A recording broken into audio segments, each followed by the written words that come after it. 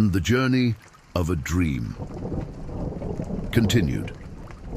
Elijah woke up every day before the sun rose, with the first rays of light creeping through the small window of his modest rented room.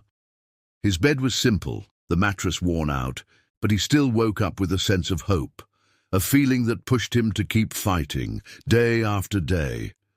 He knew the road wouldn't be easy, but determination was deeply rooted in his soul.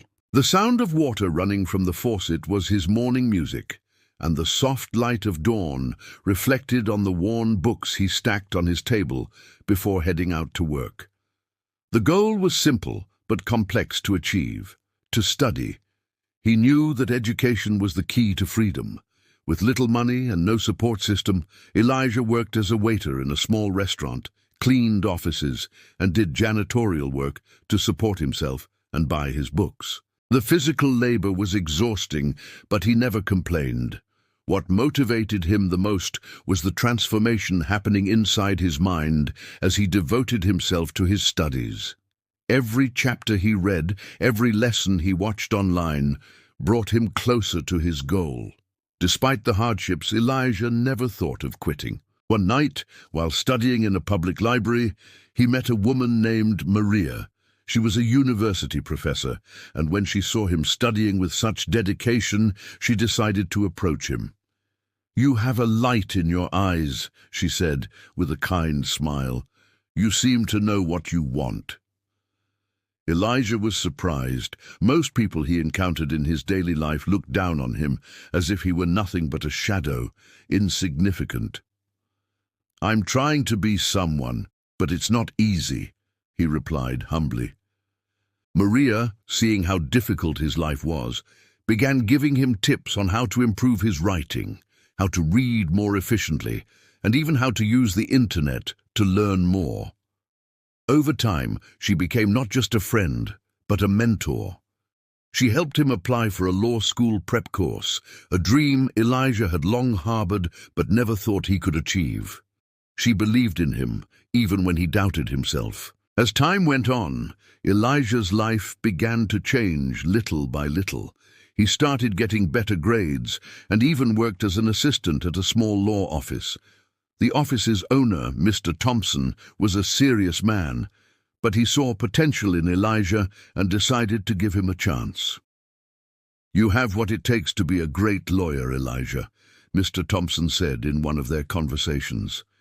"You may not have the resources, but you have the heart and the mind." That was all Elijah needed to hear, to feel that his dreams were finally within reach. Years went by, and while Elijah was establishing himself as a rising lawyer, Nathaniel, the man who had once humiliated him, faced a dramatic fall from grace. What once seemed like an empire of wealth and success crumbled in a matter of months. Nathaniel's business ventures went bankrupt, his properties were auctioned off, and his friendships evaporated as his arrogant behavior pushed everyone away. He didn't know how or where to start, but the collapse was relentless. His wealth, status, and pride had all disappeared. One day he found himself destitute, with nothing left. He had lost everything. In desperation, Nathaniel went to the court system, seeking help to recover his property and assets. And who would be the lawyer to help him?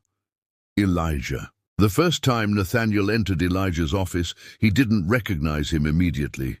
But when he saw the familiar face, Elijah's calm and confident expression, the memory of his past insults and humiliations hit him like a punch to the gut. The young man he had mocked and looked down upon all those years ago was now standing there, more powerful and important than he could have ever imagined. "You," Nathaniel began, swallowing hard, his eyes widening in surprise and shame. "You're the lawyer?"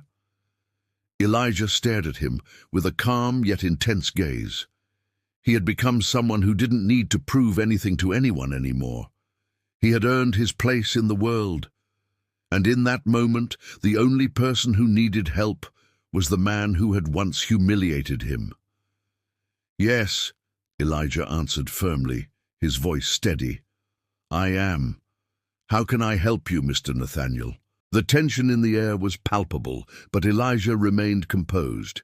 He had learned so much during the years he fought for his dreams. He knew this moment was a test of character, not just for Nathaniel, but for him as well. Nathaniel sat down, shoulders slumped, his face marked with pain and regret. I don't know what to say, Elijah. I treated you so badly, humiliated you, and now here I am, asking for your help. I was wrong. I was so full of myself, so convinced that money was everything. Elijah stayed silent for a moment, his eyes fixed ahead. We all make mistakes, Nathaniel. What matters is what we do afterward. He could have taken revenge, could have been cruel, could have refused to help him, but he didn't.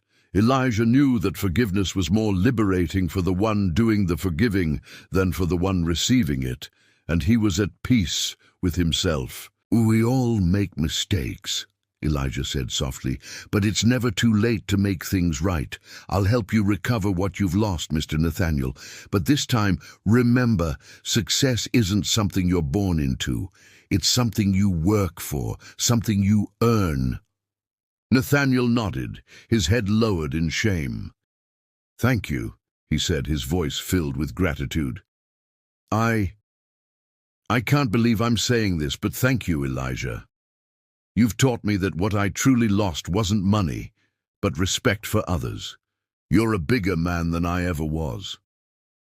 Elijah smiled, not out of arrogance, but out of compassion. You have everything you need now, Nathaniel. Just remember to live with it.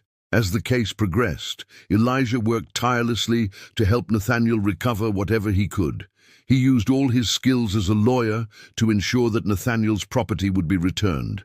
And while Elijah knew that Nathaniel would never have the same fortune as before, he also knew that the greatest thing he could give Nathaniel was the lesson he had learned the hard way: humility.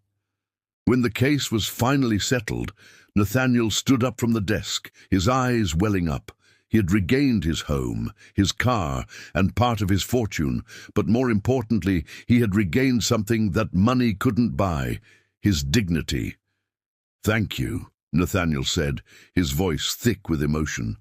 I never thought I'd say this, but thank you, Elijah. You made me realize that what I really lost wasn't money, but the respect for others. You're a better man than I could ever have been. Elijah smiled again, not out of pride, but out of understanding. You have everything you need now, Nathaniel. It's just up to you to learn how to live with it. Grateful and deeply moved by Elijah's generosity, Nathaniel finally understood the real lesson life had given him.